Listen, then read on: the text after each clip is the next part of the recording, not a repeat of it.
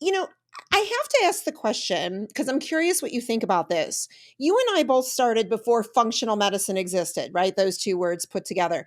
What do you think of those words? Is it the right way to describe what we actually do? Is there a better terminology? Like, I'm always interested because I'm curious how that sort of came to be that we're now functional medicine practitioners. Well, I think it was really because of the profound influence of Jeffrey Bland. You know, he was one of the first really dynamic, very smart people to go out and really start lecturing broadly about this whole kind of systems biology approach to complex chronic disease, right? That we're not just going to use this drug to treat the symptom or this, this for that kind of medicine. It was more looking deeper, looking upstream, looking at the triggers, antecedents, and the propagators of illness, and to try to really take the legs out of a disorder, And he called it functional medicine, and his reasons were just that we're not about detecting and treating disease. We're about trying to determine levels of functionality and optimize function, right? So,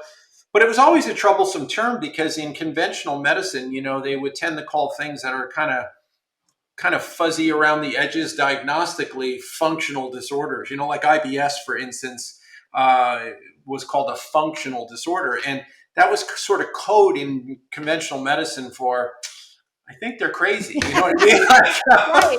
So, which is terrible and wrong, so, but the functional medicine movement got such steam behind it, and then it was one of the first organizations in the Institute for Functional Medicine to really coalesce and become a very professional kind of organization that promoted education and certification and things like that.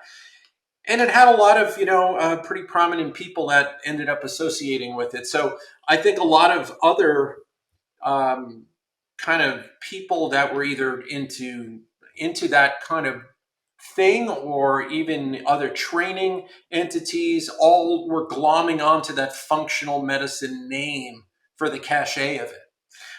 But they're not all functional medicine. There's all kinds of stuff called functional medicine that really has very little to do with the functional medicine matrix and paradigm when you really strip it away. So it's become one of those catch-all terms.